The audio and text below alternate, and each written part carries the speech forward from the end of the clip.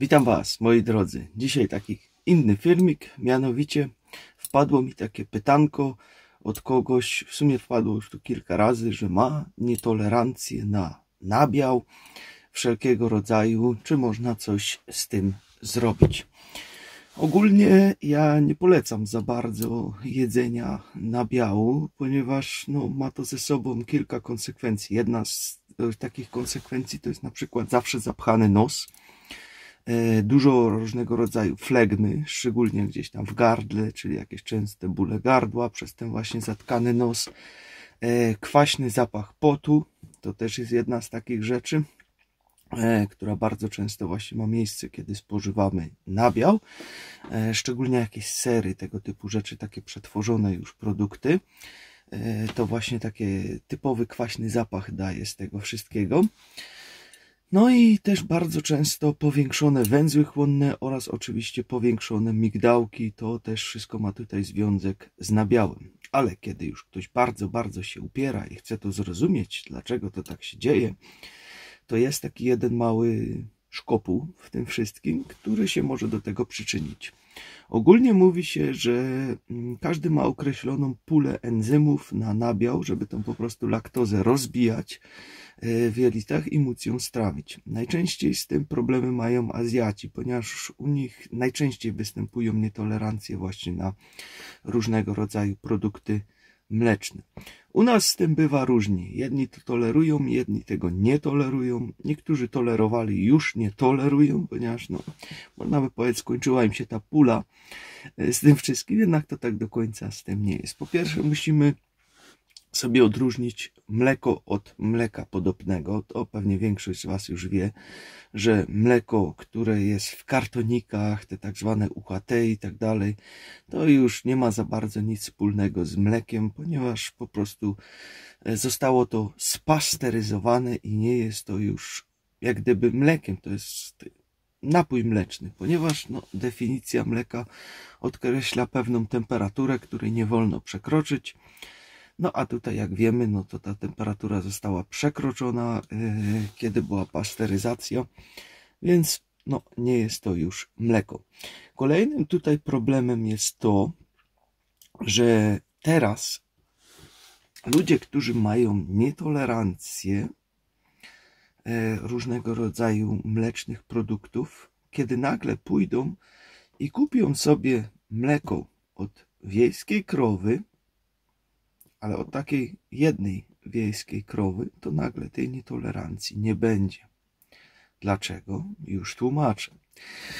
Moi drodzy, mleko, które jest sprzedawane wszędzie ogólnie, to jest zlewek różnych mlek.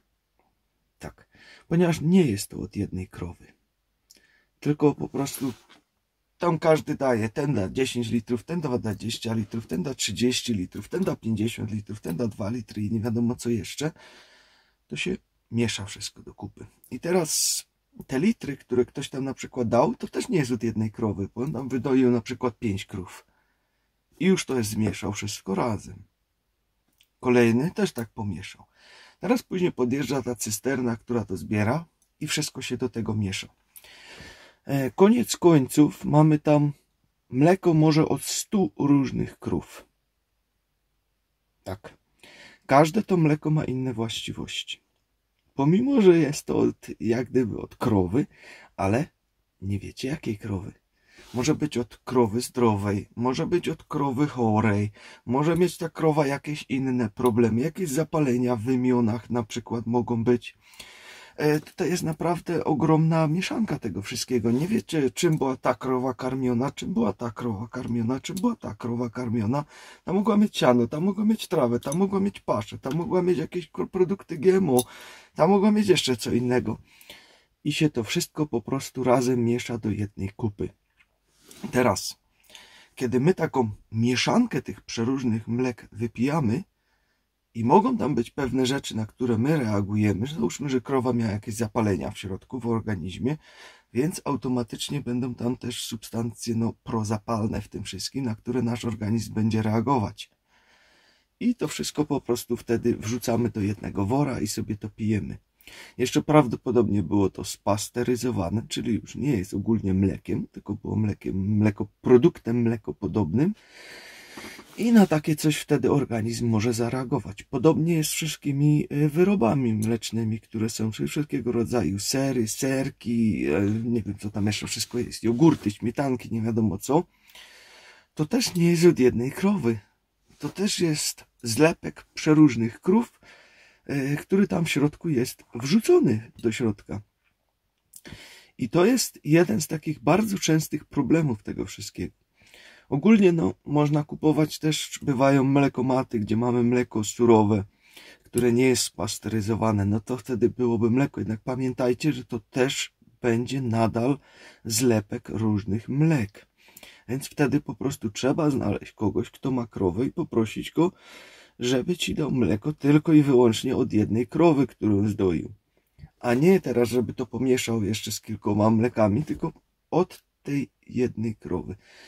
Jeżeli to będziesz tolerować wtedy normalnie to mleko, no to masz swoją odpowiedź na to. Zdobycie tego mleka, no będzie trudne, na pewno będzie trudne, ponieważ no krów jest coraz mniej niestety. I mało kto będzie chciał sobie zadać pewnie trud, żeby ci tylko i wyłącznie od jednej krowy to mleko teraz wydoić i ci je dać. Bo wiecie, oni też wszystko doją razem, jak mają ich kilka i mieszają. A to będzie dodatkowa praca, więc no... Kto będzie mieć ochotę i dla niego będzie gra warta świeczki, to sobie może takie coś spróbować. Ale u wielu ludzi, którzy mieli właśnie problemy z nietolerancją na biału, to ustępowało właśnie kiedy zaczęli brać produkty od jednej krowy. Fajnie by było, żeby ta krowa była też zdrowa, żeby nie miała jakichś zapaleń, najlepiej, żeby była karmiona trawą, tego typu rzeczy. Ponieważ no, kiedy traficie na krowę, która będzie miała jakieś zapalenia w organizmie, no to też dostaniecie automatycznie no, te substancje prozapalne z tym wszystkim, te, które tam krowa też wytwarza, ponieważ to się też przedostaje do mleka. No i głównie też to pożywienie, jakie ona ma, no jest bardzo, bardzo ważne, ponieważ myśmy zauważyli, że mleko od krów, które są naprawdę karmione samą trawą, a od krów, które tam no byle co dostają, smakuje totalnie inaczej. Czyli mieli okazję takie na 100% fajnie od jednej krowy właśnie w Holandii sobie stestować, ponieważ tam no, był taki jeden gość, który tam miał właśnie krowy i tylko karmione trawą cały czas na tym pastwisku, no i od jednej po prostu tam dał całkiem inny smak. To w ogóle nie ma porównania do tego, co mamy w sklepie i nawet nie ma porównania do tego, co jest w mlekomacie, ponieważ to całkiem inaczej smakowało. To było takie, aż powiem, śmietankowe, całkiem inne mleko.